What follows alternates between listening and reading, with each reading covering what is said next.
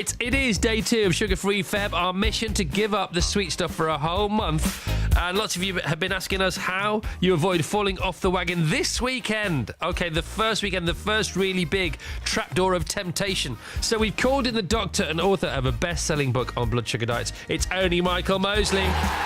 St. Michael, morning. Good morning. How are you today? I'm very good, and I've been so enthused by what you're saying, I'm going to join in. See, now I can't believe you've not done this before, Michael. No, I've always sort of cut back, but you know those times when you've got to go into a meeting and there's a pile of biscuits on the table, a bit of cake, and you have a sort of biscuit, you're not hungry, but you just have one. It's like having the odd drink, but I've never been a month without sugar, so I'm going to give it a go. So you're up for it, and it's strange, isn't it? Because it's like being surrounded by the enemy. You're quite right. Everywhere you go, there's snacks, but there's sugar in the snacks, and that's one of the problems, isn't it? That sugar has got us surrounded. It's got us totally surrounded, and really the thing you have to say to yourself, if it tastes really sweet, then it's almost certainly got sugar in it. But there are things like takeaway curries which also tend to have sugar in them, and particularly Thai food has quite a lot of sugar in it. Now, after day 1 of dry Jan, I felt okay, but after just one day of not eating refined sugar, psychologically, I feel amazing. I must admit, I started yesterday in company with you, and I'm feeling really good. And I stood on the scales, and I'm already down a couple of pounds.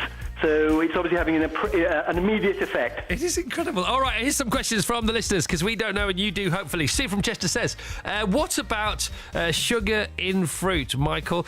See, now we're allowing fruit. What do you think about this, Michael? I think that if it's tropical fruit, things like melons and grapes, unfortunately, they're not very good. They're very sugary. They will pump up your blood sugar levels. Things like apples and pears are much better. They've got fibre. If you can eat the skin as well, even better, because the fibre will bind the sugar and it will kind of pass through your system. You won't absorb as much. So the closer to home, the better it is for you. Yeah, and unfortunately, try and avoid fruit juice, because fruit juice has had all the fibre removed, and if you knock back a glass of fruit juice, it's pretty much the same as knocking back a glass of Coca-Cola. All right, we won't do that. Beth in Lincolnshire says, what about sweeteners? Unfortunately, there's quite a lot of evidence now that sweeteners are almost as bad for you as sugar, so I would try and avoid them. They also encourage a sort of sugary taste. And what happens is you have the sweetener, your tongue tells your brain the sugar coming, the sugar doesn't come, and your brain goes, oi, where is it? And will look for other foods to compensate. What about honey, says Honey, Fee? unfortunately, has pretty much the same effect on your blood sugar levels as eating sugar. It's rapidly absorbed and it pumps up your blood sugars. All right, well, I have to take honey for my throat, so what can I take instead? Do it in moderation is all I can say. One of those things is if you can minimise it. The other thing you can do is gargle with soluble aspirin, which will be probably more effective. What about booze? Booze, go for sort of red wine. Avoid beer if you can. That's got the name liquid toast because it's very carby. It's got a lot of sugar in it. Red wine and spirits.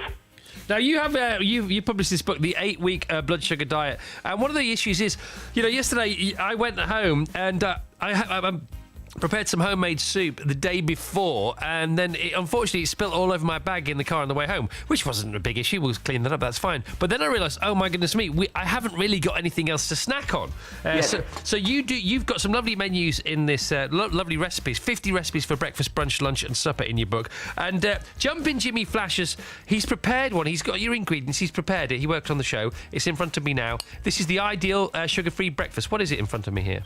You've got an avocado brunch you should have. That's what I've got. Can't see you, but I'm guessing. No, that's exactly what I've got. So now, did you specify to James portion sizes? This one, essentially, it's an avocado cut in half. You should have about half of it. So what you've got in front of you is breakfast for one. Well, I've got a forkful at the moment. I don't know why he's been so stingy with his portions. All right, so, Michael, can you come back maybe next week and give us an update? I'd love to, yep, and I'll let you know how I'm getting on. I'm measuring my blood sugar levels, my fat levels, my waist.